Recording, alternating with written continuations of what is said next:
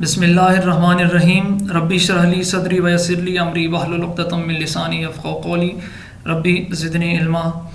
जब आप लोग भी कभी पढ़ाई स्टार्ट करें तो एटलीस्ट ये दुआ पढ़ लिया करें ताकि आपको ज़्यादा से ज़्यादा कंटेंट आसानी से समझ आ जाए। तो स्टार्ट करते हैं अपने चैप्टर नंबर 15 को, जो कि ऑर्गेनिक केमिस्ट्री से रिलेटेड। जिस तरह के मैंने आपको ओरिएंटेशन में बताया भी था कि हम सबसे पहले स्टार्ट करेंगे ऑर्गेनिक कंपाउंड्स को, यानी चैप्टर नंबर 15 को। उसकी वजह ये कि एफसेक्स का जो पैटर्न है सिलेबस वाइज, वो उसमें पहला चैप्टर नंबर 15 ही होता है। और ऑर्गेनिक केमिस्ट्री मैंने आपको कहा था कि 6 चैप्टर एटलीस्ट ऑर्गेनिक केमिस्ट्री से रिलेटेड हैं। तो जो बेसिक टर्म्स हैं वो आपको इस पहले चैप्टर में समझ आ जाएंगे। इससे रिलेटेड आपने बहुत सारा कंटेंट इवन 10th और 9th में पढ़ा हुआ भी है, लेकिन फिर भी आप फोकस कीजिए, क्योंकि जब तक आपको बेसिक कंसेप्ट्स दोबारा नहीं समझ आएंगे जो आप भूले हुए हैं, तो आपको प्रॉब्लम होगी नेक्स्ट चैप्टर्स में जाने के लिए, उसको समझने के लिए। तो 6 चैप्टर्स जुड़े हुए हैं इसी चैप्टर से रिलेटेड, इसके बेसिक टर्म्स से रिलेटेड। तो ज़्यादा फोकस कीजिए पहली 3-4 प्रेजेंटेशंस पे जो आपको मिलेंगी।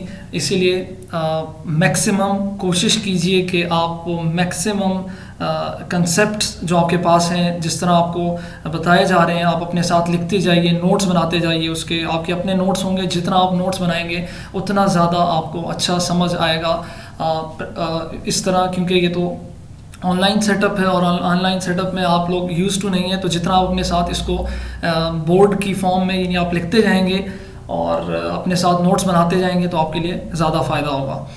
तो स्टार्ट करते हैं अपना चैप्टर ऑर्गेनिक कंपाउंड्स का, जिसमें आप लोग ये जो स्ट्रक्चर्स आपको एनिमेशंस में नज़र आ रहे हैं, इससे रिलेटेड हम पढ़ेंगे इस ऑर्गेनिक केमिस्ट्री में। लेकिन ऑर्गेनिक केमिस्ट्री को स्टार्ट करने से पहले, जिस तरह हम कहते हैं हमेशा कि हमारे चैनल को सब्सक्राइब कीजिए, नीचे दिए गए बेल के आइकन को दबाइए ताकि हर नए आने वाली वीडियो आपको बर वक्त मिल सके। स्टार्ट करते हैं।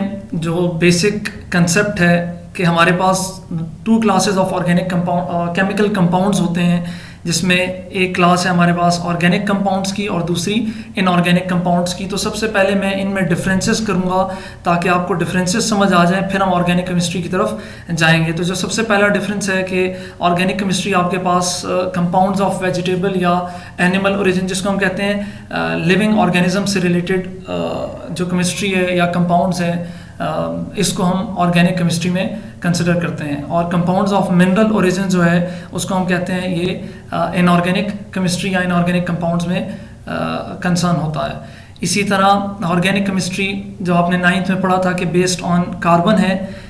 इनऑर्गेनिक केमिस्ट्री में इतना कंसेप्ट रिलेटेड टू कार्बन नहीं है कि 100% हम कहेंगे कार्बन का कंटेंट आपको ऑर्गेनिक केमिस्ट्री में मिलेगा और थोड़ा बहुत कंटेंट आपको इनऑर्गेनिक में मिलेगा। कार्बन के कंपाउंड्स होंगे लेकिन बहुत कम कंपाउंड्स आपको इनऑर्गेनिक में पढ़ेंगे। तो ये कम्प्लीटली बेस्ड नहीं है कार्बन पे, ऑर्गेनिक केमिस्ट्री बेस्ड है टोटली कार्बन पे।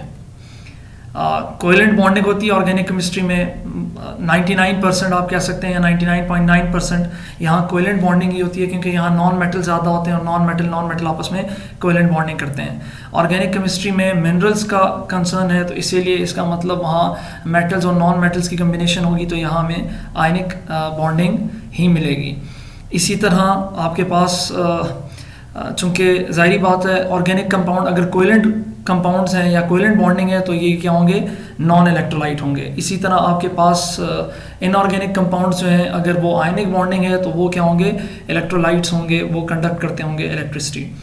इसी तरह आपके पास जो ऑर्गेनिक कंपाउंड है वो अगर उनमें कोवेलेंट बॉन्डिंग है तो इसका मतलब वो डिसॉल्व नहीं हो सकते होंगे वाटर में, क्योंकि कोवेलेंट बॉन्डिंग पोलर भी होते हैं, नॉन पोलर भी होते हैं, लेकिन मैक्सिमम परसेंटेज ऑर्गेनिक कंपाउंड्स में आपको नॉन पोलर की मिलेगी।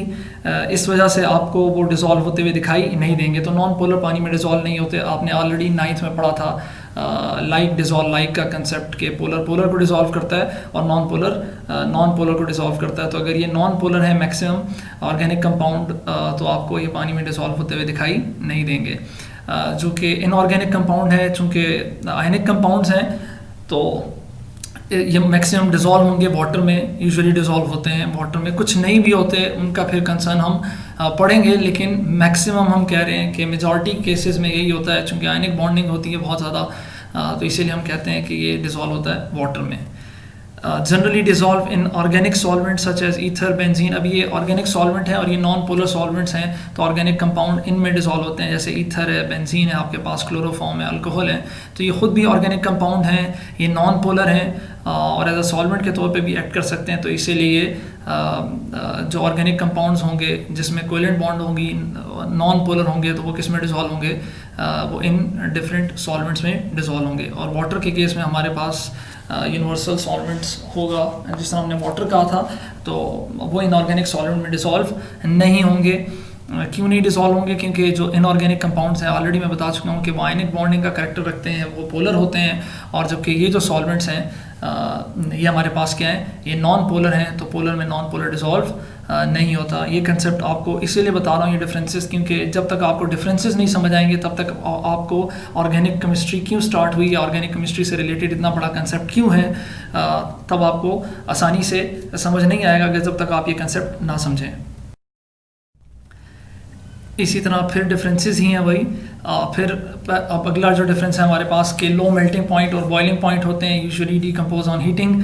लो मेल्टिंग और बॉइलिंग पॉइंट इसीलिए होता है कि कोवेलेंट जो बॉन्डिंग है वो इतनी ज़्यादा स्ट्रॉन्ग नहीं होती, और जो इसमें इंटरमॉलिकुलर कहीं ना कहीं आपको कोवेलेंट बॉन्डिंग की वजह से मेल्टिंग और बॉइलिंग पॉइंट का कंसर्न नजर आएगा, और कहीं ना कहीं आपको इंटरमॉलिकुलर फोर्सेस की वजह से मेल्टिंग और बॉइलिंग पॉइंट, मैक्सिमम जो यहाँ हम मेल्टिंग और बॉइलिंग पॉइंट पढ़ते हैं ऑर्गेनिक कंपाउंड में, वो इंटरमॉलिकुलर फोर्सेस से रिलेटेड होते हैं। और इंटरमॉलिकुलर फोर्सेस को इतनी ज़्यादा स्ट्रॉन्ग नहीं होती, इसीलिए आपको ऑर्गेनिक कंपाउंड्स का मेल्टिंग और बॉइलिंग पॉइंट इतना हाई दिखाई नहीं देगा। और चूंकि थोड़ी बहुत हीट से ही लगा के आप इंटरमॉलिकुलर फोर्सेस को भी ख़त्म कर सकते हैं, और इसी तरह आप कोवेलेंट बॉन्डिंग को भी तोड़ सकते हैं आसानी से, तो ये डिकम्पोज हो सकते हैं ऑर्गेनिक कंपाउंड हीटिंग से। तो हमारे पास low melting point and boiling point usually decompose on heating. Inorganic compound जो आपके होंगे वो हाई मेल्टिंग और बॉइलिंग पॉइंट के इसीलिए होंगे क्योंकि आपको वही कंसेप्ट लाना है कि बॉन्डिंग का। इनऑर्गेनिक कंपाउंड में आपने मैक्सिमम बॉन्डिंग को मेल्टिंग और बॉइलिंग पॉइंट से रिलेट करना है, और ऑर्गेनिक कंपाउंड में आपने ज़्यादातर इंटरमॉलिकुलर फोर्सेज जो हमारे पास हाइड्रोजन बॉन्डिंग होती है, आपने फर्स्ट ईयर में पढ़ा है, डाइपोल डाइपोल फोर्सेज जिस तरह होती हैं, इसी तरह लंडन डिस्पर्शन फोर्सेज, आप ऑलरेडी इंटरमॉलिकुलर फोर्सेज का टॉपिक पढ़ के आ चुके हैं फर्स्ट ईयर में। तो वहाँ से आपको कंसेप्ट पता होना चाहिए कि मेल्टिंग और बॉइलिंग पॉइंट जो ऑर्गेनिक कंपाउंड्स के होते हैं वो हम इंटरमॉलिकुलर फोर्सेस से रिलेट करेंगे, और इनऑर्गेनिक कंपाउंड का कंसेप्ट हम जो मेल्टिंग और बॉइलिंग पॉइंट का है वो उसके आयनिक बॉन्डिंग से रिलेट करेंगे। और आयनिक बॉन्ड बहुत ज़्यादा स्ट्रॉन्ग होते हैं, इसीलिए उनका मेल्टिंग और बॉइलिंग पॉइंट भी इनऑर्गेनिक कंपाउंड का क्या होता है, स्ट्रॉन्ग होता है। ये do not decompose on heating, इतने आसानी से टूटने वाले नहीं हैं।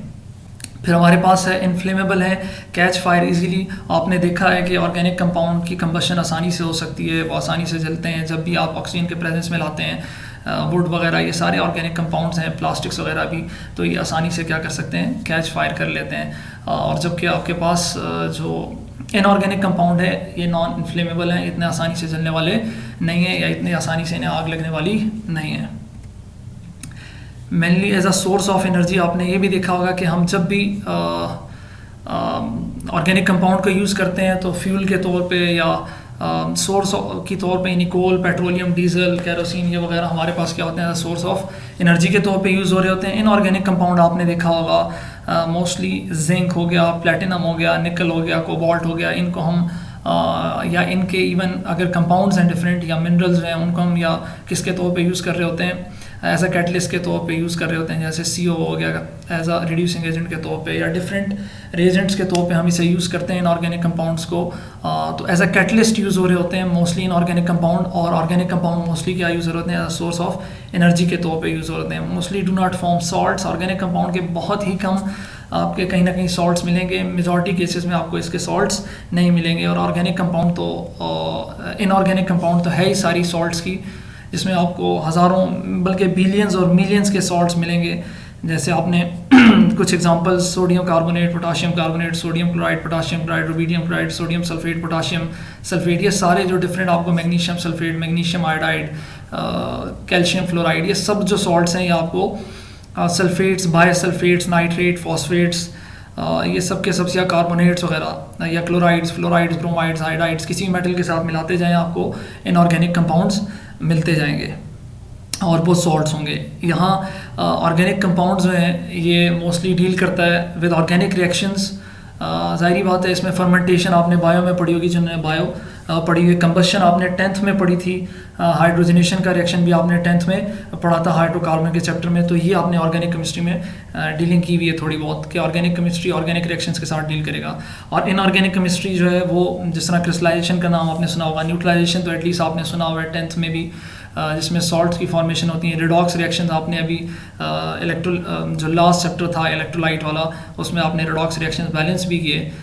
तो ये रिएक्शंस जो हैं ये हम किस में पढ़ रहे होते हैं, इनऑर्गेनिक केमिस्ट्री में पढ़ रहे होते हैं। ये डिफरेंसेस थे इनके ऑर्गेनिक और इनऑर्गेनिक केमिस्ट्री के। इन पे फोकस कीजिए, जितना ज़्यादा आप इनके डिफरेंसेस पे फोकस करेंगे उतना ज़्यादा अच्छा कंसेप्ट आपका बिल्डअप होता जाएगा, उतना आपको डिफरेंसेस का पता होगा कि कहाँ किसकी रेंज में इनऑर्गेनिक आती है, किस कंपाउंड की रेंज में, और किस कंपाउंड को किस ब्रांच में डील करना है। फिर बच्चों को कन्फ्यूजन ख़त्म होती जाएगी।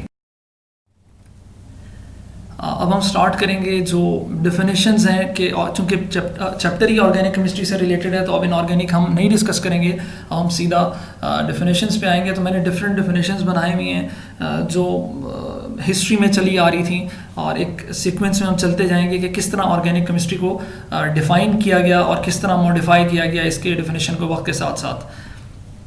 तो वर्ड ऑर्गेनिक हमारे पास आया परटेनिंग टू लाइफ, मतलब लाइफ से रिलेटेड है। और स्टार्टिंग में इसको कहा गया, चूँकि ऑर्गेनिक केमिस्ट्री के बारे में कंसेप्ट ही यही था कि ऑर्गेनिक कंपाउंड्स हम सिर्फ क्या कर सकते हैं, बना नहीं सकते लैब में, और ये अल्लाह ने ख़ुद बनाई हुई एक खलाई मखलूक, या उनका कंसेप्ट ये था कि वाइटल फोर्स है या एक ऐसी फोर्स है जो सिर्फ अल्लाह के पास है, और किसी के पास वो फोर्स नहीं है कि वो ऑर्गेनिक कंपाउंड्स को बना सके। तो वो सिर्फ साइंटिस्ट या फिलोसफर्स उस वक्त यही सोचते थे कि ये लाइफ से रिलेटेड है, लाइफ तक ही महदूद है ऑर्गेनिक केमिस्ट्री। तो इसलिए इसका लफ्ज़ ऑर्गेनिक केमिस्ट्री कहाँ से निकला, ऑर्गन से निकला, और स्टडी ऑफ लिविंग थिंग का कहा गया कि ऑर्गेनिक केमिस्ट्री लिविंग थिंग की स्टडी को कहा जाता है। बर्ज़िलियस की हाइपोथेसिस ही यही थी, और इसी को बहुत वक्त तक माना गया कि वाइटल फोर्स थ्योरी एक मिस्टीरियस फोर्स है, यानी अल्लाह की ज़ात ही के पास ये फोर्स है जो इन ऑर्गेनिक कंपाउंड्स को बना सकता है। नॉर्मल लाइफ में कोई लैब में इसे नहीं बना सकता, या इंडस्ट्री में कोई नहीं प्रिपेयर कर सकता। लेकिन फिर एक साइंटिस्ट आया जिसका नाम था वुलर, उसने पहली मरतबा ऑर्गेनिक कंपाउंड को प्रिपेयर किया, और इनऑर्गेनिक कंपाउंड से प्रिपेयर किया इसे, जिसका रिएक्शन आपने ऑलरेडी यूरिया सिंथेसिस 10th में पढ़ा हुआ था, प्रिपरेशन ऑफ यूरिया का, कि अमोनिया और कार्बन डाइऑक्साइड मिलते थे, आपके पास अमोनियम कार्बोमेट बनता था, और आपने अमोनियम कार्बोमेट को फिर यूरिया में कन्वर्ट किया। तो ये अमोनिया प्लस कार्बन डाइऑक्साइड, या अमोनियम कार्बोमेट, जिसमें आप अगर अमोनियम कार्बोमेट और यूरिया में डिफरेंस देखें तो यहाँ NH2 है, C डबल बॉन्ड O, यहाँ NH4 है, जबकि यूरिया के केस में आपको यहाँ NH2 दिखेगा। तो जो दो, ये N2H नहीं है असल में, सॉरी, ये NH2 है, यहाँ थोड़ी बहुत गलती हो गई है, तो ये NH2 है, आप लोग खुद ही ठीक कर लीजिएगा। इसके जो दो हाइड्रोजन थे वो हाइड्रोजन रिलीज़ हो जाएंगे किसके साथ, इसके एक ऑक्सीजन के साथ, इस वाले ऑक्सीजन के साथ। तो दो हाइड्रोजन और एक ऑक्सीजन रिलीज़ हो जाए तो क्या बना लेंगे, वाटर बना लेंगे, और आपके पास ये जो प्रोडक्ट आएगा ये हमारा यूरिया होगा। तो पहली मरतबा ऑर्गेनिक कंपाउंड जो बनाया गया लैब में, यानी इंसान ने बनाया, पहली मरतबा लैब में इसको प्रिपेयर किया गया, और इस कंसेप्ट को, जो वाइटल फोर्स थ्योरी का कंसेप्ट था कि कोई मिस्टीरियस फोर्स है, अल्लाह की ज़ात है जो इस ऑर्गेनिक कंपाउंड को बना सकती है और कोई नहीं बना सकता, इस कंसेप्ट को क्या कर दिया गया, ख़त्म कर दिया गया कि नहीं, हम ऑर्गेनिक कंपाउंड्स को बना सकते हैं। तो आपको स्ट्रक्चर में दिख रहा होगा यहाँ यूरिया का 3D अरेंजमेंट, और इसमें यूरिया पीछे दिखाया गया है, यहाँ कार्बन की अरेंजमेंट दिखाई गई है, उसकी बॉन्डिंग दिखाई गई है, और नाइट्रोजन 3 बॉन्ड बना रहा है, आपको दिख रहा होगा, एक, दूसरा और ये तीसरा। इसी तरह कार्बन ने भी अपने बॉन्ड पूरे किए हुए हैं कि कार्बन सेंटर में है, तो कार्बन ने 2 बॉन्ड बनाए हुए हैं ऑक्सीजन के साथ, एक पाई सिग्मा और 2 सिग्मा उन्होंने डिफरेंट नाइट्रोजन्स के साथ बनाए हुए हैं। तो ये पहला कंसेप्ट था कि पहली मरतबा ऑर्गेनिक कंपाउंड बनाया गया इनऑर्गेनिक कंपाउंड से। फिर आपने 9th क्लास में डेफिनेशन पढ़ी, study of carbon containing compound, और एक्सेप्ट ये कहा गया कि carbon monoxide, carbon dioxide, carbonates, bicarbonate, cyanide, thiocyanides और कार्बन सल्फाइड्स वगैरह, ये जो कार्बोनेट्स और कार्बन डाइऑक्साइड है, कार्बन मोनोऑक्साइड है, या बाइकार्बोनेट्स हैं, ये हम इनऑर्गेनिक में पढ़ते हैं। जिस तरह मैंने कहा था कि इनऑर्गेनिक 100% आप नहीं कह सकते कि कार्बन से बिल्कुल फ्री है, कार्बन के कुछ कंटेंट आपको ज़रूर मिलेंगे इनऑर्गेनिक में, लेकिन हम ये नहीं कह सकते कि वो बेस्ड ऑन कार्बन है।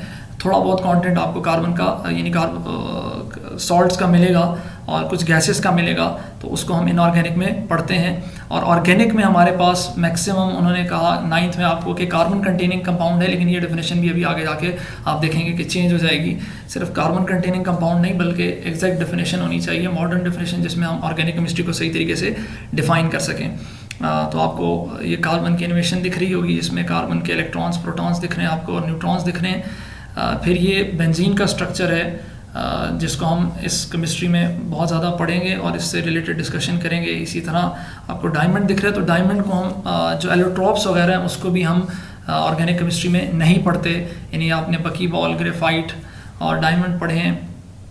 इसी तरह जितने भी आपको कार्बन कंटेनिंग एलोट्रॉप्स दिखेंगे, क्योंकि सिर्फ यही एलोट्रॉप्स नहीं, अगर आपने देखने हैं कि कार्बन के कितने एलोट्रॉप्स हैं, आप नेट पे सर्च कीजिएगा, आपको और भी कार्बन से रिलेटेड एलोट्रॉप्स मिलेंगे। तो हम ऑर्गेनिक केमिस्ट्री में सिर्फ कार्बन से ही कंटेनिंग कंपाउंड को नहीं पढ़ेंगे, ये कंसेप्ट जो 9th में है इसको आप भूल जाइएगा।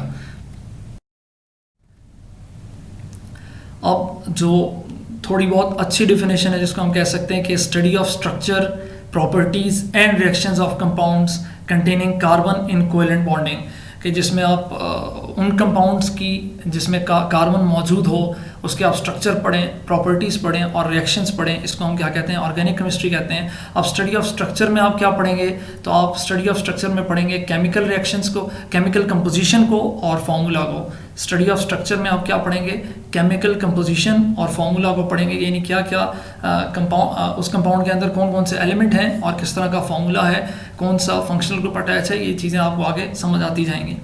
इसी तरह स्टडी ऑफ प्रॉपर्टीज़, अब ये जो दूसरा टर्म है, स्ट्रक्चर तो आपने पढ़ लिया, स्टडी ऑफ प्रॉपर्टीज़ में आप पढ़ेंगे फिजिकल और केमिकल प्रॉपर्टीज़। मेल्टिंग और बॉइलिंग पॉइंट आपके फिजिकल प्रॉपर्टीज़ में आ जाती हैं और केमिकल प्रॉपर्टीज़ में आपके electronegativity, ionization energy, electron affinity और डिफरेंट टाइप के केमिकल रिएक्शंस आप उस कंपाउंड की प्रॉपर्टीज़ में पढ़ेंगे। और जो लास्ट तीसरा टर्म है रिएक्शंस, तो उसमें आप पढ़ेंगे chemical synthesis of natural products, जो प्रोडक्ट्स ऑर्गेनिक कंपाउंड में हमें मिलते हैं, जैसे ड्रग्स वगैरह के से रिलेटेड भी और पॉलीमर्स वगैरह भी जो हम बनाएंगे लास्ट चैप्टर्स में।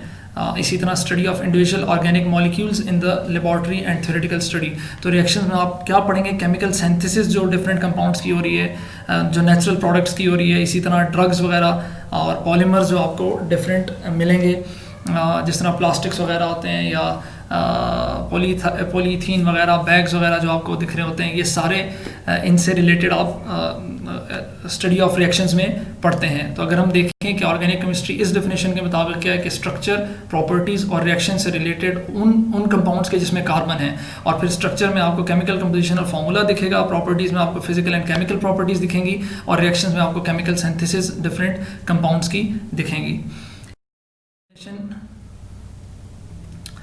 ये डेफिनेशन भी आपको जो पिछली बारी हमने पढ़ी वो कोई इतनी अच्छी नहीं। अब जो हम डेफिनेशन पढ़ रहे हैं, जो मॉडर्न डेफिनेशन है हमारी बुक में, वो है कि स्टडी ऑफ हाइड्रोकार्बन्स। हाइड्रोकार्बन्स क्या हैं, वो कंपाउंड जिसमें आपको कार्बन हाइड्रोजन मिलेंगे, जैसे मैंने यहाँ लिखा है अल्केन, अल्कीन, अल्काइन। आपको यहाँ हाइड्रोकार्बन्स का पूरा कंटेंट मैं अभी समझाऊंगा। तो स्टडी ऑफ हाइड्रोकार्बन्स और उनका डेरिवेटिव्स। तो डेरिवेटिव्स क्या हैं, डेरिवेटिव्स आपको यहाँ दिख रहे होंगे कि ये डिफरेंट टाइप के कंपाउंड्स हैं। इनको हम क्या कहते हैं कि इन सारों की स्टडी, यानी आप हाइड्रोकार्बन की स्टडी करें और साथ में इनके डेरिवेटिव्स की स्टडी करें, तो इसको हम क्या कहते हैं, ऑर्गेनिक केमिस्ट्री कहते हैं। और यही आपकी मॉडर्न डेफिनेशन है, यही आपने याद रखनी है। और ये सिंपल भी है बनिस्बत उन दूसरों के, कि स्टडी ऑफ हाइड्रोकार्बन्स और उनके डेरिवेटिव्स जो उनसे डिराइव किए गए हैं। तो ये जो सारे कंपाउंड्स हैं जो आपको दिख रहे हैं, अल्काइल, हैलाइड, अल्कोहल, अमाइंस, आपने ऑलरेडी 10th में इनसे रिलेटेड थोड़ा बहुत पढ़ा था, कार्बोक्सिलिक एसिड, एस्टर्स वगैरह, अमाइड्स वगैरह, ईथर्स वगैरह, कीटोन्स और एल्डिहाइड, ये सब के सब डेरिवेटिव्स हैं। ये किससे डिराइव होते हैं, ये हाइड्रोकार्बन से डिराइव होते हैं। और हाइड्रोकार्बन ख़ुद क्या है, तो हाइड्रोकार्बन हमारे पास वो कंपाउंड्स होते हैं जिसमें आपको कार्बन, जैसे इसके नाम से ही आपको दिख रहा है हाइड्रो और कार्बन। हाइड्रो का मतलब हाइड्रोजन और कार्बन का मतलब कार्बन है, कि आपको इन कंपाउंड्स में हाइड्रोजन और कार्बन दिखेंगे। तो वो कंपाउंड्स जिसमें कार्बन और हाइड्रोजन हो, सिर्फ कार्बन और हाइड्रोजन हो, इसके अलावा कुछ भी ना हो, तो उनको क्या कहा जाता है, हाइड्रोकार्बन। जैसे आपने अल्केन, अल्कीन और अल्काइन अपने 10th में पढ़े थे और इनसे रिलेटेड रिएक्शंस भी पढ़े थे, इवन इसका नॉमेनक्लेचर भी आपने पढ़ा था। आगे नेक्स्ट चैप्टर में जब हाइड्रोकार्बन का पूरा चैप्टर आएगा उसमें हम हाइड्रोकार्बन्स को डिस्कस भी करेंगे, लेकिन यहाँ मैं सिर्फ आपको जनरल बता दूं कि हाइड्रोकार्बन फर्दर कितनों में डिवाइड होता है। तो हाइड्रोकार्बन में हमारे पास एलिफेटिक हाइड्रोकार्बन होते हैं और एरोमेटिक हाइड्रोकार्बन होते हैं। एरोमेटिक हाइड्रोकार्बन्स में आपको बेंजोइड और नॉन बेंजोइड मिलेंगे, या एरोमेटिक और नॉन एरोमेटिक मिलेंगे आपको। और इसी तरह एलिफेटिक में, अब मैं इनके फर्दर एलिब्रेशन नहीं करना चाहता कि फ़र्दर इसमें क्या है, या एलिफेटिक किसको कहते हैं, एरोमेटिक किसको कहते हैं, ये आपको वक्त के साथ साथ मिलता जाएगा। एटलीस्ट आपको यहाँ नाम भी पता हो तो ये भी काफ़ी है। एलिफेटिक में फिर फर्दर आपको ओपन चेन मिलेगा जिसको हम कहते हैं एलिसाइक्लिक, और साइक्लिक में आपको रिंग मिलेगा, लेकिन ये एरोमेटिक से थोड़े बहुत डिफरेंट होंगे। ओपन चेन में आपके पास सैचुरेटेड होते हैं, अनसैचुरेटेड होते हैं, या आप लोगों ने थोड़ा बहुत पढ़ा हुआ है सैचुरेटेड और अनसैचुरेटेड। सैचुरेटेड में आपके पास अल्केन्स और अनसैचुरेटेड में आपके पास क्या होते हैं, अल्कीन और अल्काइन होते हैं। तो असल में ये जो हाइड्रोकार्बन है और डेरिवेटिव है, यही पूरी ऑर्गेनिक केमिस्ट्री है, जिसमें आप नेक्स्ट चैप्टर हाइड्रोकार्बन से रिलेटेड पढ़ेंगे। फिर हाइड्रोकार्बन के बाद आप हाइड्रोकार्बन के अंदर ही आपको अल्केन, अल्कीन, अल्काइन यानी सैचुरेटेड, अनसैचुरेटेड पढ़ेंगे। फिर आप एरोमेटिक्स में आ जाएंगे यानी बेंजीन की प्रॉपर्टीज़ में आ जाएंगे और उनके फर्दर डेरिवेटिव्स में आएंगे। फिर उसके बाद आपको अल्काइल हैलाइड का चैप्टर मिलेगा, फिर अल्कोहल, फिनोल्स का होगा, ईथर्स का होगा, फिर अमाइंस, एल्डिहाइड्स और कीटोन्स का चैप्टर, और लास्ट में आपको कार्बोक्सिलिक एसिड का चैप्टर मिलेगा। एस्टर्स और अमाइड्स भी आपको कार्बोक्सिलिक एसिड के डेरिवेटिव्स में मिलेंगे। तो असल में वो 6 के 6 चैप्टर इन्हीं 2 कंपोजिशंस पे ही बनाए गए हैं। मतलब हाइड्रोकार्बन और डेरिवेटिव से रिलेटेड ही पूरी ऑर्गेनिक केमिस्ट्री को डिस्कस किया जाता है। सोर्सेज ऑफ ऑर्गेनिक कंपाउंड है हमारा अगला टॉपिक, जिसको हम डिस्कस करने जा रहे हैं कि हमारे पास कहाँ से ऑर्गेनिक कंपाउंड डिराइव होते हैं, कहाँ से हमें मिल रहे होते हैं, इसके सोर्सेज क्या हैं ऑर्गेनिक केमिस्ट्री के। तो सबसे पहला जिसको हम मेन कहते हैं कि ऑर्गेनिक केमिस्ट्री हमारे पास आती है तो फॉसिल फ्यूल्स है। और फॉसिल फ्यूल के बारे में ऑलरेडी आपने थोड़ा बहुत 10th में ही पढ़ा था, फर्स्ट ईयर में भी थोड़ा बहुत कंसेप्ट है। जो बायो वाले होंगे तो एटलीस्ट कंसेप्ट होगा।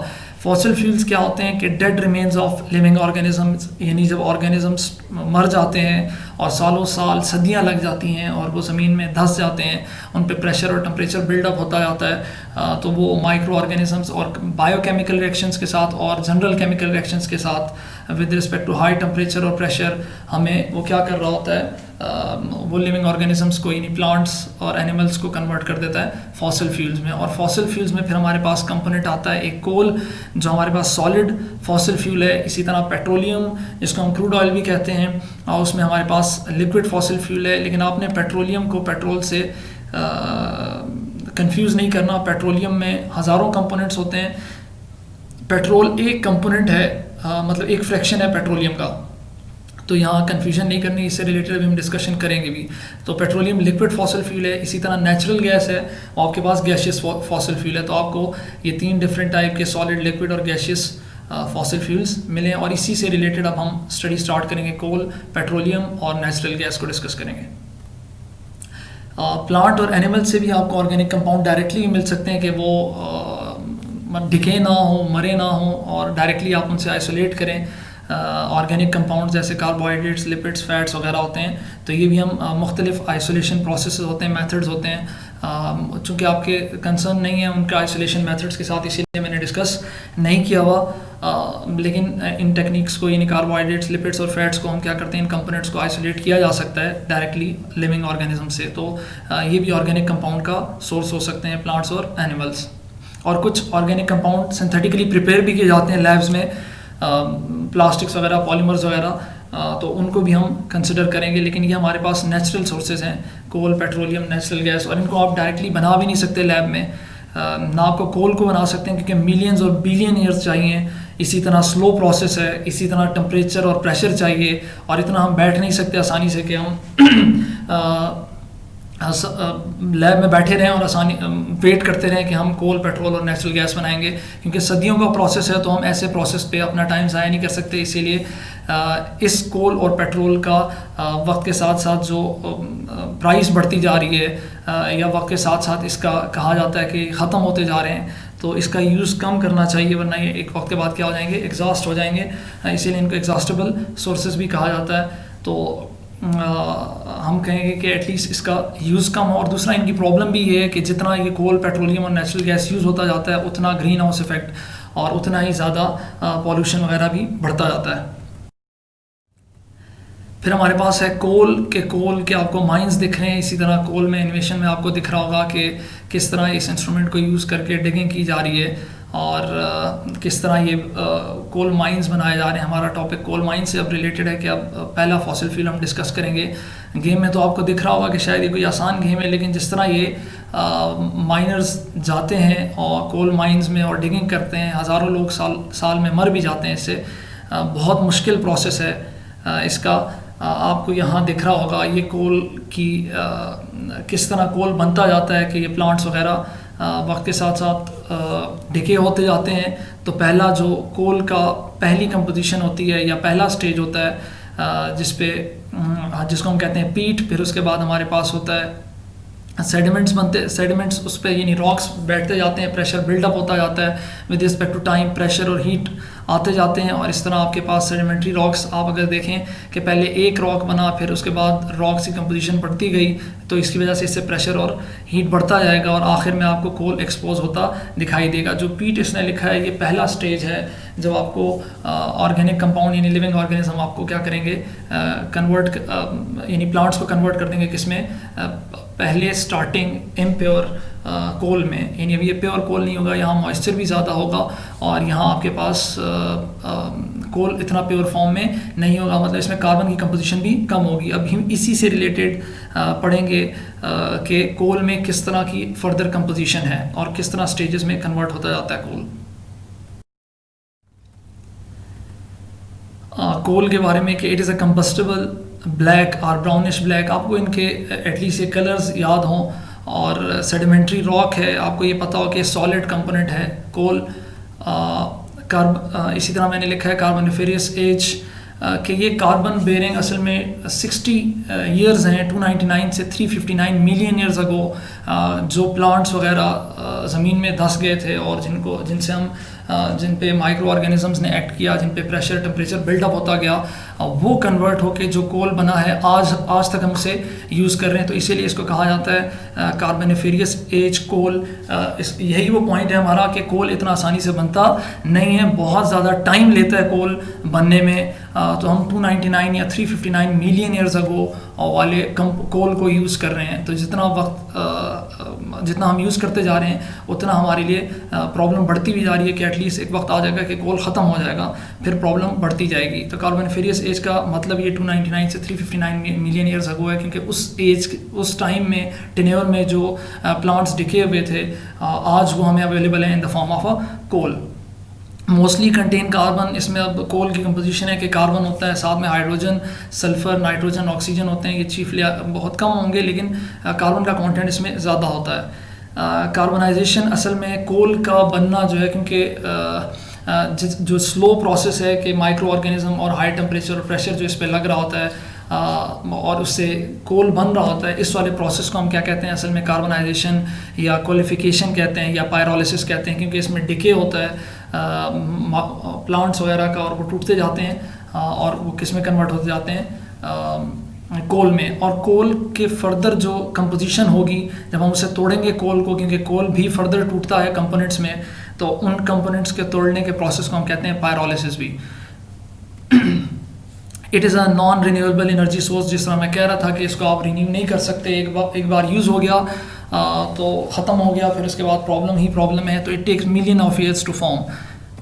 इसी तरह pressure and heat turn the plants into the substance we call coal. और यही जो बात मैं कर रहा था कि प्रेशर और टेम्परेचर इन पे बढ़ता जाएगा और ये किस में कन्वर्ट हो जाएगा, कोल में कन्वर्ट हो जाएगा प्लांट्स वगैरह।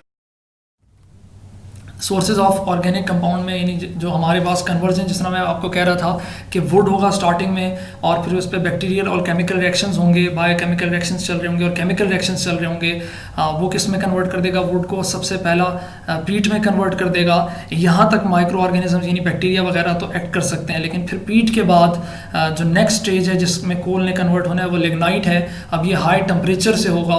इस हाई टेम्परेचर पर आपने देखा है कि बैक्टीरिया वगैरह हाई टेम्परेचर पर काम नहीं कर सकते, तो यहाँ से बैक्टीरिया का फंक्शन ख़त्म हो जाएगा और पीट से लिग्नाइट में कन्वर्ट हो जाएगा कोल। अब इस लिग्नाइट में ज़्यादा परसेंटेज होगी कार्बन की और मॉइस्चर की कम परसेंटेज होगी एज़ कम्पेयर टू पीट। तो आपको ये वाली जो कंटेंट है ये बुक में मिलेगा भी नहीं, चूँकि ये पंजाब बुक में है मैं इसीलिए कुछ कंटेंट को ज़्यादा एक्स्ट्रा ला रहा हूँ ताकि आप लोगों को जो टेस्ट वगैरह हैं उसमें भी फ़ायदा हो। लिग्नाइट पे आप ज़्यादा प्रेशर और टेम्परेचर अप्लाई करेंगे तो आपको बिचुमिनस कोल में कन्वर्ट हो जाएगा। ये कोल के डिफरेंट स्टेजेस हैं, यानी जितना जितना कार्बन की परसेंटेज बढ़ती जाती है, मॉइस्चर की परसेंटेज कम होती जाती है और प्रेशर और टेम्परेचर बढ़ता जाता है, तो ये अपने डिफरेंट स्टेजेस में आता है और लास्ट में high pressure high temperature apply करके आपको जो लास्ट कोल का कंपोनेंट मिलता है एंथ्रासाइट, जिसमें 96% आप कह सकते हैं या 92% आपको कार्बन का कॉन्टेंट मिलेगा और मॉइस्चर बहुत कम मिलेगा, तो प्योर कोल हम इसे कह सकते हैं एंथ्रासाइट को। और ये काफ़ी हार्ड होता है एज़ कम्पेयर टू पीट वगैरह।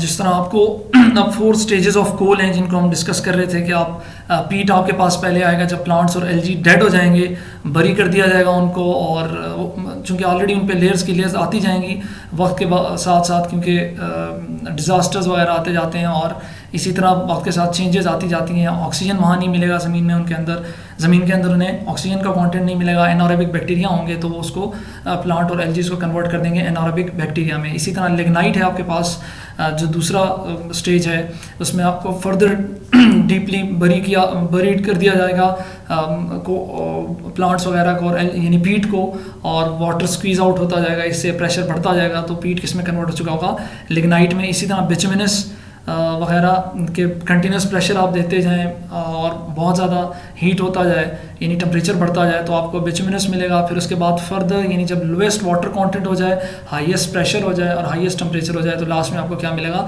एंथ्रासाइट मिलेगा। जो इम्पॉर्टेंट बात है इसमें कि पीट को आजकल और इवन कंसिडर नहीं किया जा रहा था किसमें as a type of coal में, तो आपको जनरली कहते हैं कि 3 टाइप ऑफ कोल होते हैं, लिग्नाइट, बिचुमिनस और एंथ्रासाइट। और पीट पहला स्टेज है, उसमें इतना ज़्यादा एनर्जी सोर्स के तौर पे नहीं यूज़ किया जाता, इसीलिए उसको कंसिडर भी नहीं किया जाता एज अ स्टेज या as a type of coal. Peat की केमिस्ट्री क्या है कि अगर हम कहें कि ये डेड वेजिटेशन या डिकेड वेजिटेशन या ऑर्गेनिक मैटर है, उसकी एकम्युलेशन है, जमा किए हुए ऑर्गेनिक मैटर प्लांट और एल्गी वगैरह को जब माइक्रो ऑर्गेनिजम्स पे एक्ट कर लेते हैं और डिकेड फॉर्म में हमें कम्युलेशन मिल जाती है, तो उसको हम क्या कहते हैं, पीट कहते हैं। और पीट का दूसरा नाम टफ है, ये भी अक्सर एमसीक्यूज़ में पूछा जाता है। इसी तरह लिग्नाइट को ब्राउन कोल कहते हैं और ये सॉफ्ट होता है, ब्राउन होता है, कंबस्टिबल है और सेडिमेंट्री रॉक की फॉर्म है। It is form from natural compressed पीट, जिस तरह हम बात कर रहे थे। लोएस्ट रैंक ऑफ कोल है, सबसे लोएस्ट यही है, इसलिए क्योंकि पीट को कंसिडर ही नहीं किया जाता और हीट कॉन्टेंट भी इसमें कम ही होगा। मोर मॉइस्चर है, 20 to 30% कार्बन का कंटेंट होगा, लेकिन मॉइस्चर बहुत ज़्यादा होगा इसमें, क्योंकि वक्त के साथ साथ मॉइस्चर ख़त्म होता जाता है। अब हम डिस्कस करते हैं सब बिचुमिनस को, कि जो फर्दर टाइप है, मतलब आपको लिग्नाइट के बाद जो मिलेगा सब बिचुमिनस, जिसको आपको कहते हैं ब्लैक लिग्नाइट भी कहा जाता है। इन बिटवीन कलर होता है आपके डल ब्राउन और ब्राइट ब्लैक का। इसी तरह प्रॉपर्टीज़ बिटवीन लिग्नाइट एंड बिचुमिनस होंगी, बिचुमिनस इसके बाद आता है और लिग्नाइट इससे पीछे होता है, तो इसका मतलब ये है कि इसकी प्रॉपर्टीज़ इन बिटवीन होंगी लिग्नाइट एंड बिचुमिनस। और मोर मॉइस्चर होता है एज़ कम्पेयर टू बिचुमिनस और लेस मॉइस्चर होता है एज़ कम्पेयर टू आपके पास लिग्नाइट, तो ये पॉइंट भी आपको याद रखना है। एंड वॉलेटाइल मैटर, ज़्यादा वॉलेटाइल मैटर भी होता है। वॉलेटाइल मैटर कहते हैं जो आसानी से उड़ सकता हो, एवोपरेट हो सकता हो। इसी तरह use in industry for power generation के लिए, इन इलेक्ट्रिसिटी वगैरह के लिए यूज़ किया जाता है। फिर आपके पास बिचुमिनस कोल है। बिचुमिनस और सब बिचुमिनस में थोड़ी बहुत कन्फ्यूजन होगी, आपको कलर्स एटलीस्ट याद हों। ये कंप्लीट ब्लैक है और ये ब्राउन है, ये आपको डल ब्राउन दिखेगा, तो ये आपको याद रखने हैं। ऑल्सो कॉल्ड सॉफ्ट कोल, स्टीम कोल या रॉक कोल, एसफॉल्ट, क्योंकि नेमिंग मैंने इसलिए लिखे हैं कि एमसीक्यूज़ में पूछे जाते हैं। इसी तरह less amount of sulphur and moisture easily suited it for making Coke वगैरह, आसानी से इसको कोक में कन्वर्ट किया जा सकता है, क्योंकि इसके बाद ही हमारे पास असल कंटेंट है जिसको हम कोल में फर्दर डिवाइड करेंगे। ये स्टेजेस हैं और नेक्स्ट डिविजन्स होंगी। स्टेज है कोल की, वो एंथ्रासाइट है, और anthracite often referred as hard coal या black coal. Low sulphur content होता है, लो वोलेटाइल मैटर होता है। आपको जब वो कहता है कि कोल को डिफाइन करें, तो आप अगर इस तरीके से डिफाइन करें कि लो सल्फर है, लो वोलेटाइल मैटर है, लेस मॉइस्चर है और हाई कार्बन परसेंटेज हो, तो आपके पास बेस्ट कोल होगा जो एंथ्रासाइट ही है। प्योरेस्ट फॉर्म ऑफ कोल, जैसे ये कह रहा है, यूज्ड फॉर हीटिंग है। कोल फॉर्मेशन के अगर आपने स्टेप देखा हो, पहला पीट था आपके पास, जिस तरह हम कह रहे थे कि एक्यूमुलेशन ऑफ ऑर्गेनिक मैटर, तो ये एक्यूमुलेशन हुई, फिर उसके बाद प्रेशर बढ़ता गया, आपको लिग्नाइट मिला, ब्राउन कलर हुआ, फिर उसके बाद आपके पास सब बिचुमिनस, फिर बिचुमिनस, हीट और प्रेशर और टाइम बढ़ता गया, और लास्ट में आपको एंथ्रासाइट जो बेस्ट कोल दिखता है। डिस्ट्रक्टिव डिस्टिलेशन है। डिस्ट्रक्टिव डिस्टिलेशन वो प्रोसेस है, decomposition of solid by heating it in a closed container and collecting volatile components given of. Destructive distillation असल में सॉलिड्स का किया जाता है, कोल सॉलिड था, अब जब आप कोल की डिस्ट्रक्टिव डिस्टिलेशन करेंगे तो कोल स्प्लिट हो जाएगा अपने फ्रैक्शंस में, क्योंकि कोल सिर्फ एक ही कंपोनेंट नहीं है या कोई एक ही कंपाउंड नहीं है, बिलियंस और जीलियंस के कंपाउंड आपको कोल में देखेंगे। तो जब इसकी डिस्ट्रक्टिव डिस्टिलेशन की जाती है क्लोज्ड कंटेनर में जहां आपके पास ऑक्सीजन नहीं होगा, आप उसकी डीकम्पोजिशन करेंगे बाय यूजिंग हीट, तो आपको सॉलिड स्प्लिट होता हुआ दिखाई देगा। तो सॉलिड की splitting by heating in the absence of air, इसको हम क्या कहते हैं, डिस्ट्रक्टिव डिस्टिलेशन कहते हैं। क्योंकि डिस्ट्रक्टिव डिस्टिलेशन और फ्रैक्शनल डिस्टिलेशन में आपको फ़र्क यही होगा कि जब आप लिक्विड को हीट करते हैं in the absence of air तो आपको फ्रैक्शनल डिस्टिलेशन मिलेगी, जैसे आपने पेट्रोलियम को किया था 10th में, तो वो आप कहलाता था फ्रैक्शनल डिस्टिलेशन। और डिस्ट्रक्टिव डिस्टिलेशन किसके लिए किया जाता है, सॉलिड्स के लिए किया जाता है। और डिस्टिलेशन है असल में ब्रेकिंग का प्रोसेस, जिसमें एक कंपाउंड को जो फर्दर उसके कंपोनेंट्स है उसमें, यानी एक मिक्सचर को उसके कंपोनेंट्स में डिवाइड कर देना, उसको हम कहते हैं असल में डिस्ट्रक्टिव डिस्टिलेशन। और चूंकि अगर सॉलिड है तो तब डिस्ट्रक्टिव डिस्टिलेशन, लेकिन अगर वो लिक्विड है तो फिर उसे हम कहेंगे फ्रैक्शनल डिस्टिलेशन। और जैसे आपने कोल की डिस्ट्रक्टिव डिस्टिलेशन की तो आपके पास कोक आया, जिसको हम कोल गैस आया, सॉरी ये कोल गैस इसका कंपोनेंट नहीं है, कोक है, गैस कार्बन है, कोल तार है, अमोनिया लिक्विड है, कोल ऑयल है। तो ये आपको एटलीस्ट ये कंपोनेंट्स आपको पता हो कि कोक गैस कार्बन या कार्बन गैस भी कहा जाता है, कोल तार, अमोनिया लिक्विड और इसका अमोनिकल लिक्विड भी कहते हैं, कोल ऑयल आपको पता हो। अब हम इसको फर्दर इनको अलग अलग से पढ़ते हैं कि ये कोक, गैस कार्बन, कोल तार, अमोनिया लिक्विड और कोल ऑयल क्या हैं। ये आपको डिस्ट्रक्टिव डिस्टिलेशन दिखाई जा रही है, इस ट्यूब में कोल को रखा गया है, यहाँ बर्नर के थ्रू हीट किया जा रहा है, और फिर आपको कोल गैस का कंपोनेंट यहाँ से दिखेगा, कोल गैस इज कंबस्टेबल। फिर आपको वाटर यहाँ नीचे दिख रहा है, इस वाटर में आपको अमोनिया भी डिजॉल्व होता दिखाई देगा। इसी अमोनिया जब वाटर में डिजॉल्व होता है तो उसको हम कहते हैं ammoniacal liquid.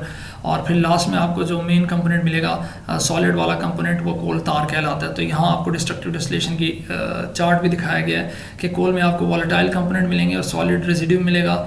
Volatile component passes through water, अब वो सॉल्युबल गैसेस में और अनडिजॉल्व गैसेस में जाएगा। अनडिजॉल्व गैसेस में आपको कोल गैस जो 17% मिलेगा, मेनली अल्केन्स होंगे इसमें और अल्कीन्स होंगे। और जो सॉल्युबल गैसेस होंगे उसमें आपके पास लोअर लेयर जो होगा, जो बिल्कुल लोएस्ट लेयर है, यहाँ आप देख रहे होंगे, वो आपके पास होगा कोल तार, ये 4 to 5% होगा। और जो अपर लेयर आपको मिलेगी यहाँ सॉल्युबल वाटर में, वो आपके पास होगी अमोनिकल लिक्विड। और मैंने कहा अमोनिया के सॉल्यूशन को ही वाटर में हम अमोनियम हाइड्रोक्साइड यानी अमोनिया का लिक्विड कहते हैं, आपको 8 to 10% मिलेगा। और जो सॉलिड रेजिड्यू है कोक, वो आपको कहाँ मिलेगा, 70% बाय मैस। तो वो इस ब्लॉक में तो आपको नहीं मिलना, इस टेस्ट ट्यूब में तो आपको नहीं मिलने वाला, आपको इस टेस्ट ट्यूब में मिलेगा। यहाँ आपके पास रेजिड्यू जो रहेगा उसको हम सॉलिड रेजिड्यू कहेंगे, और वो 70% कोक होगा, जिसमें आपको 100% कार्बन का कंटेंट तो नहीं मिलेगा, लेकिन 96% आपको यहाँ कार्बन मिलेगा। कोक क्या है हमारे पास, ग्रे है, हार्ड एंड पोरस फ्यूल है। इसी तरह आपके पास हाई कार्बन कंटेंट है उसमें, जैसे मैंने कहा, और फ्यू इम्प्योरिटीज़ है, बहुत कम इम्प्योरिटीज़ मिलेंगी। तो मैक्सिमम कोक हम कह सकते हैं कि 90 to 96% आपके पास उसमें कार्बन ही होगा। It is important industrial product use as reducing agent. आपने इसको रिड्यूसिंग एजेंट यूज़ किया था मेटलर्जी में 10th के चैप्टर में, आपको याद होगा। और ये कोक की आपको डायग्राम दिखाई जा रही है। इसी तरह गैस कार्बन में आपको पास मिलेगा, it is a compact amorphous grey solid है।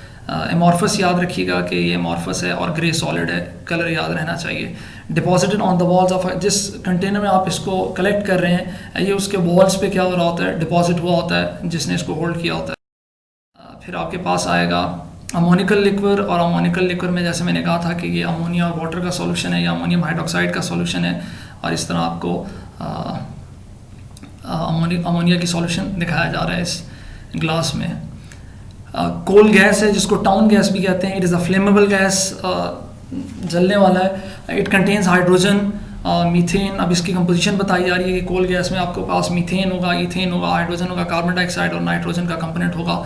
और पहले यूज़ किया जाता है use for heating and lighting, लेकिन आजकल नहीं यूज़ किया जाता। और ये आपके पास कोल गैस को दिखाया जा रहा है कि वो बर्निंग के प्रोसेस में यूज़ किया जा रहा है।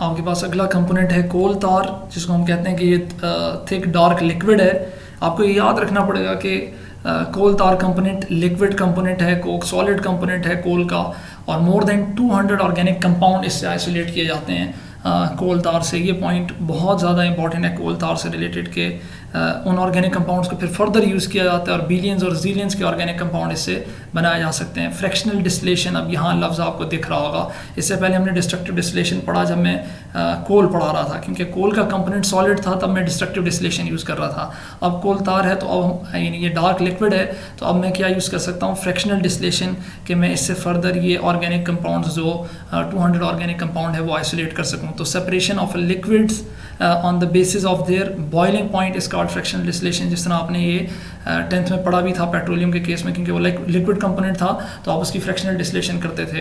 ये भी लिक्विड कंपोनेंट है, इसकी फ्रैक्शनल डिस्टिलेशन करेंगे, लेकिन कोल सॉलिड कंपोनेंट है खुद, तो उसकी आप डिस्ट्रक्टिव डिस्टिलेशन करेंगे। यहाँ कोल तार आपको एसिडिक भी दिखेगा, न्यूट्रल भी होता है और बेसिक कंपोनेंट्स भी होते हैं। इस तरह ये फिनोल, क्रिसोल, आप इनके सिर्फ नाम ही याद रखिए, आपके साथ ऑर्गेनिक केमिस्ट्री में इनके टर्म्स आते जाएंगे, बेंजीन, टॉलिन, नेफ्थालीन, एंथ्रासीन, यहाँ पायरिडीन और क्विनोलिन।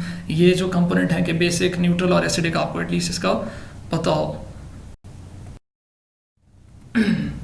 अब हमारा नेक्स्ट जो फॉसिल फ्यूल है, अभी तक हम सिर्फ कोल की कंपोजिशन पढ़ रहे थे, स्टेजेस पढ़ रहे थे, उसके कंपोनेंट्स पढ़ रहे थे। अब हम पेट्रोलियम पढ़ रहे हैं, जो दूसरा फॉसिल फ्यूल हमारा, और ये लिक्विड कंपोनेंट है असल में।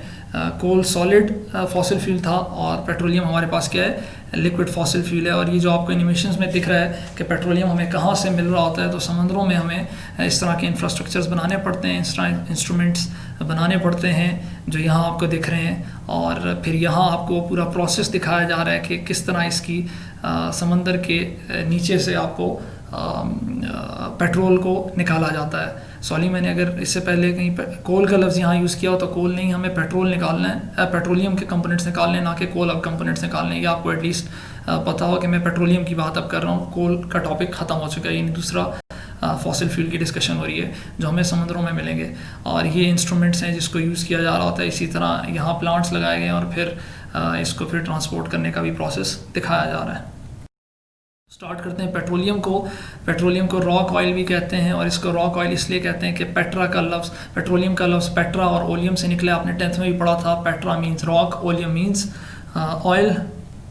ये वो रॉक्स हैं जो जॉर्डन, उर्दन में ज़्यादा दिखाई देते हैं, और इन लोगों ने फिर ये काफ़ी ज़्यादा अच्छी ऑर्नामेंटल पर्पसेस के लिए भी इसको बनाया हुआ है। तो इस रॉक को यूज़ भी किया जाता है, लेकिन चूँकि समंदरों में ज़्यादा हमें मिलते हैं और फिर उसमें हम वहाँ से ऑयल एक्सट्रैक्ट करते हैं। तो ये भी आपको पता हो कि पेट्रोलियम वगैरह की जो है हम ड्रिलिंग करते हैं, और यानी ड्रिलिंग के थ्रू से हम बाहर निकालते हैं, एक्सट्रैक्ट करते हैं। और जो कोल होता है वो आपके पास माइनिंग की जा रही होती है। तो ये कहानी भी आपको समझ आनी चाहिए। Refined form of mineral oil को क्या कहा जाता है, पेट्रोलियम कहा जाता है, क्योंकि मिनरल ऑयल है, ज़मीन से निकाला जा रहा है, उसको हम पेट्रोलियम कहते हैं। और पेट्रोलियम में फर्दर फिर फ्रैक्शंस आपने पढ़े हुए भी हैं, ये आपके पास पेट्रोलियम का ऑयल दिख रहा है। तो बनता कैसे है, it is form with large quantity of dead organism, mostly जू प्लैंक्टन और एल्ची वगैरह। जब आपके पास क्या कर रहे हो, डेड हो जाएं और उन पे माइक्रो ऑर्गेनिजम्स एक्ट कर रहे हों और बरीड हो जाएं, और सेडिमेंट्री रॉक्स और सब्जेक्ट टू बहुत इंटेंस हीट और प्रेशर कर दिया जाए, जिस तरह आपने कोल के केस में कहा था। तो तब आपको क्या मिल रहा होगा, पेट्रोलियम मिलेगा। ये आपके पास जू प्लैंक्टन और आपको एल्जीज दिख रहे होंगे, या डायटोम्स भी कहा जाता है, बायो वाले ज़्यादा अच्छा जानते होंगे। ये डेड होते जाते हैं और इन पे समंदर में बैठते जाते हैं, इन पे प्रेशर और हीट बिल्डअप होता जाता है, और वक्त के साथ साथ इनसे रॉक के साथ ये अटैच होते जाते हैं, और फिर उन रॉक्स में ये फर्दर कन्वर्जन का प्रोसेस चलता जाता है और ये ऑयल में कन्वर्ट होते जाते हैं। तो ये वो 300 मिलियन ईयर्स अगो का प्रोसेस है कि जब ये टूटते हैं, इन पे फिर यहाँ प्रेशर बिल्डअप होता जाता है, सैंड और सिल्ट और प्लांट्स और एनिमल्स रिमेन्स जो हैं, फिर इसी तरह उस ऑयल को और गैस को एक्सट्रैक्ट किया जाता है यहाँ से। तो ये सारा प्रोसेस आप यहाँ नीचे से पढ़ भी सकते हैं जो इसको बताया गया है। फ्रैक्शनल डिस्टिलेशन के प्रोसेस से कि separation of a liquid mixture into fraction differing in boiling points, ये आपने 10th में पढ़ा था कि डिफरेंट हाइड्रोकार्बन्स को on the basis of molecular weight वो फिर ऊपर और नीचे मूवमेंट करते जाते हैं, ऊपर मूवमेंट करते जाते हैं। अभी आप टावर भी देखेंगे, फ्रैक्शनल डिस्टिलेशन टावर जिसको हम कहते हैं, कि आपके पास डिफरेंट कंपोनेंट्स अगर आप यहाँ देखें कि रिफाइनिंग ऑफ पेट्रोलियम कैसे होती है, आपको मुख्तलिफ लेवल्स पे क्योंकि मुख्तलिफ कंपार्टमेंट्स हैं, आपको यहाँ फ्यूल मिलेगा यानी गैस जिसको हम CNG वगैरह कहते हैं, फिर आपको पेट्रोलियम ईथर मिलेगा सॉल्वेंट के तौर पे, नेफ्ता, कैरोसिन और उनके यूजेस भी, डीजल ऑयल, हैवी ऑयल, और फिर लास्ट में जो रेजिड्यू वगैरह जिसको रोड वगैरह के लिए यूज़ किया जाता है, जिसको बिटुमेन का कंपोनेंट भी हम कह सकते हैं। तो ये आपको फ्रैक्शनल डिस्टिलेशन, यहाँ फ्रैक्शनेटिंग कॉलम है, हम इसी को कहते हैं, और आपको इसमें यहाँ मुख्तलिफ डिस्टिलेशन कॉलम्स मिलेंगे और उस कॉलम्स का किस तरह आपको एनिमेशन दिख सकती है। तो क्रूड ऑयल आता है, यहाँ पर हीट किया जाता है इस फर्नेस में, और फिर फर्दर वो अपने बॉइलिंग पॉइंट के बेसिस पे जाते हैं, तो आपको 20 डिग्री सी और 30 डिग्री सी, 40 डिग्री सी के इस तरह कंपोनेंट्स मिलते जाएंगे। तो a tall horizontally subdivided container for fractional distillation in which vapor passes upward and condensing liquid flows downward। Liquid नीचे आ रहे होते हैं, गैसेस अपवर्ड जा रहे होते हैं, और वो अपने अपने फ्रैक्शंस पे उनको फिर कंडेंस किया जा रहा होता है, अलग अलग कंपार्टमेंट से बाहर निकाला जा रहा होता है, और उनका अलग अलग कंटेनर्स में उनको क्या किया जाता है, सेपरेट किया जा रहा होता है। तो ये आपके यूजेस भी दिख रहे हैं कि फ्रैक्शनल डिस्टिलेशन क्रूड ऑयल को किस तरह यूज़ किया जा रहा है, कहाँ कहाँ यूज़ किया जा रहा है।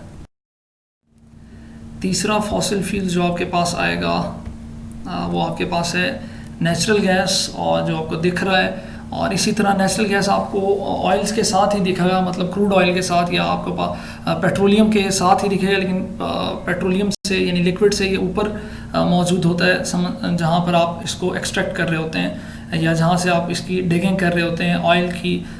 तो इंजीनियर्स को वो टॉप पे ही मिलेगा, यहाँ आपको लिक्विड मिल रहा हो तो उसके ऊपर वाली लेयर में आपको गैसेस मिलेंगे, जिसमें आपके पास मीथेन मोस्टली कंपोनेंट होता है, और इसको हम यूज़ कर रहे होते हैं फिर डिफरेंट पर्पसेस के लिए।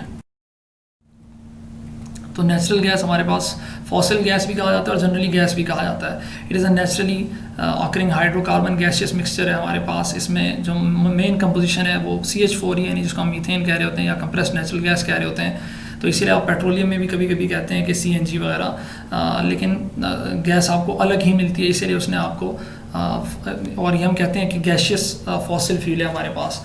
और लेकिन इसमें और भी कंपोनेंट्स हो सकते हैं, जैसे अल्केन्स के हाइयर, ईथेन और प्रोपेन वगैरह, कार्बन डाइऑक्साइड और नाइट्रोजन और हीलियम, ये भी इम्प्योरिटीज़ के तौर पर आपको मिलेंगी, लेकिन मैक्सिमम परसेंटेज किसकी होगी आपके पास, मीथेन की होगी। फिर यह है used for heating, cooking, electricity and fuel for vehicles. तो ये आपको दिख रहा है कि आपको हीटिंग के तौर पे गीज़र वगैरह में यूज़ किया जा रहा होता है इसको घरों में, इसी तरह कुकिंग के लिए यूज़ किया जा रहा होता है। इसी तरह आपको यहाँ दिख रहा है कि ये इलेक्ट्रिसिटी की जनरेशन की जा रही है, पहले इसको एक्सट्रैक्ट किया जा रहा है और फिर इसको पावर प्लांट्स की जनरेशन, मतलब इलेक्ट्रिसिटी जनरेशन के लिए यूज़ किया जा रहा है, जिसको हम यूज़ भी कर रहे हैं। इसी तरह लास्ट जो फॉसिल फ्यूल्स के बाद हमने, अगर आपको पता हो कि प्लांट्स और एनिमल से ही मैंने कहा था कि डायरेक्टली एक्सट्रैक्ट कर सकते हैं हम ऑर्गेनिक कंपाउंड्स को। तो सुटेबल मेथड्स हैं, ये मैंने जो लिखा हुआ है एब्रीवेशंस PLE MAE, जिसने ये देखने हैं आपके, चूँकि कंसर्न के नहीं है, लेकिन फिर भी मैंने कहा कि कैसे वो कौन से मेथड हैं। तो ये डिफरेंट मेथड्स हैं, PLE MAE और EAE और PEF, आइसोलेशन के लिए कि ऑर्गेनिक कंपाउंड्स को डायरेक्टली ऑर्गेनिज्म से कैसे आइसोलेट किया जाता है। ये प्रोसेस आप अपने बायो के टीचर्स से भी रिलेट कर सकते हैं कि बायोटेक्नोलॉजी से ज़्यादा रिलेटेड है ये।